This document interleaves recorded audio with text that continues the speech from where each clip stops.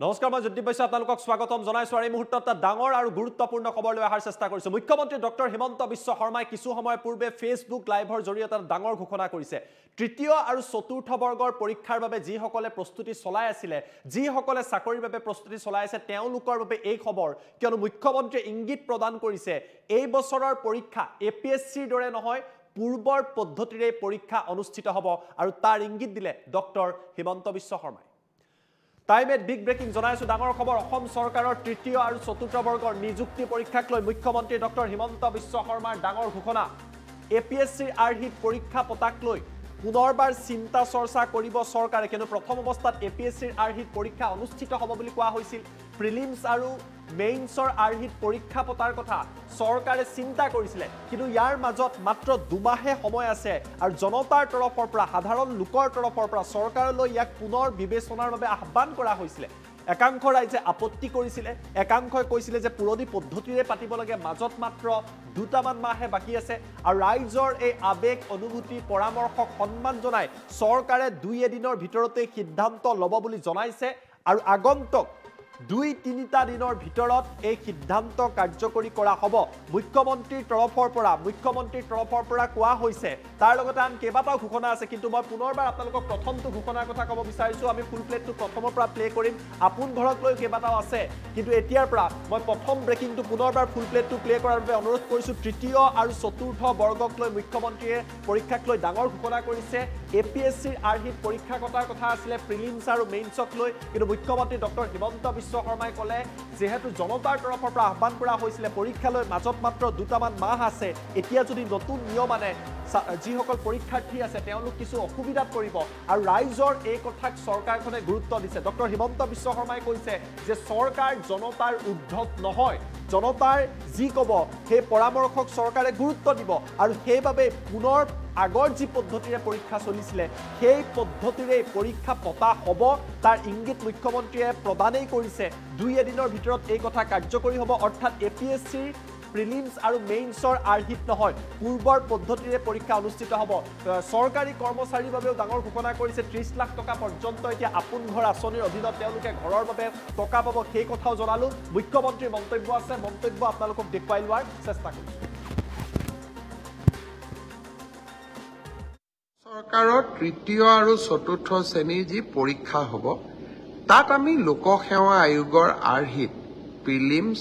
আৰু মেইনছ আমি অনুষ্ঠিত কৰিম দুই এজন ব্যক্তিয়ে মোক জনাইছে যে পৰীক্ষাত নতুন নিয়ম এই বছৰ কৰিব নালাগে কাৰণ আৰু যিহেতু দুমাহ আছে গতিকে আমি পুৰণা বা আগৰবাৰৰ দৰে পৰীক্ষা পতাটো উচিত হ'ব আমাৰ চৰকাৰখনে সদায় ৰাইজৰ কথা শুনিবৰ বাবে চেষ্টা কৰে কাৰণ আমি বিশ্বাস কৰোঁ লাও যেনেকৈ পাতৰ তলত থাকে চৰকাৰো ৰাইজৰ তলত থাকে ৰাইজৰ ঊৰ্ধত নহয় যিসকলে মোক এই পৰামৰ্শটো দিছিল দুই এজনে অলপ গালিগালাজো কৰিছে আৰু কিছুমানে ভালকৈ পৰামৰ্শটো দিছে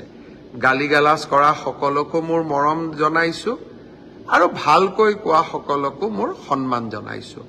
আপোনালোকৰ পৰামৰ্শ অহা 2-3 দিনত আমি বিবেচনা কৰিম আৰু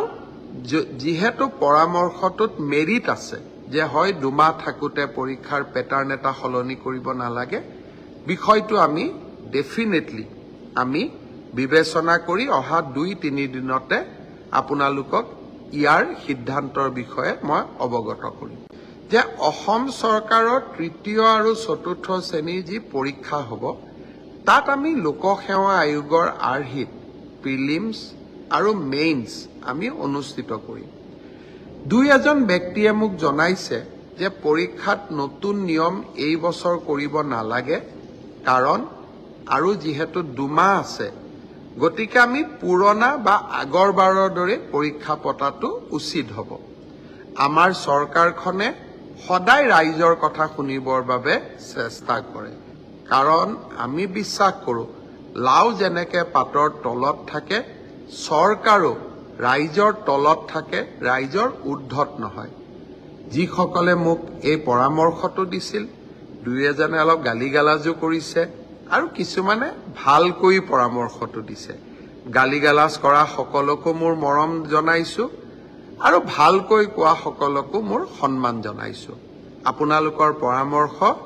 অহা 2-3 দিনত আমি বিবেচনা কৰিম আৰু যেহেতু পৰামৰ্শটোত মেৰিট আছে যে হয় 2 মাহ থাকোতে পৰীক্ষাৰ প্যাটাৰ্ন এটা সলনি কৰিব নালাগে বিষয়টো আমি ডেফিনেটলি আমি বিবেচনা কৰি অহা 2-3 দিনতে আপোনালোকক ইয়াৰ সিদ্ধান্তৰ বিষয়ে মই অৱগত কৰিম যে অসম চৰকাৰৰ তৃতীয় আৰু চতুৰ্থ শ্ৰেণীৰ যি পৰীক্ষা হ'ব তাত আমি লোকসেৱা আয়োগৰ আৰ্হিত প্ৰিলিমছ আৰু মেইনছ আমি অনুষ্ঠিত কৰিম 2-এজন ব্যক্তিয়ে মোক জনাইছে যে পৰীক্ষাত নতুন নিয়ম এই বছৰ কৰিব নালাগে কাৰণ আৰু যেহেতু 2 মাহ আছে গতিকে আমি পুৰণা বা আগৰবাৰৰ দৰে পৰীক্ষা পতাটো উচিত হ'ব আমাৰ চৰকাৰখনে সদায় ৰাইজৰ কথা শুনিবৰ বাবে চেষ্টা কৰে কাৰণ আমি বিশ্বাস কৰোঁ লাও যেনেকে পাতৰ তলত থাকে চৰকাৰো ৰাইজৰ তলত থাকে ৰাইজৰ ঊৰ্ধ্বত নহয় যিসকলে মোক এই পৰামৰ্শটো দিছিল 2-এজনে অলপ গালিগালাজো কৰিছে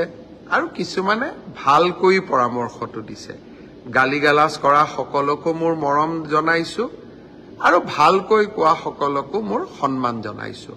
আপোনালোকৰ পৰামৰ্শ অহা 2-3 দিনত আমি বিবেচনা কৰিম আৰু যেহেতু পৰামৰ্শটোত মেৰিট আছে যে হয় 2 মাহ থাকোতে পৰীক্ষাৰ প্যাটাৰ্ন এটা সলনি কৰিব নালাগে বিষয়টো আমি ডেফিনেটলি আমি বিবেচনা কৰি অহা 2-3 দিনতে আপোনালোকক ইয়াৰ সিদ্ধান্তৰ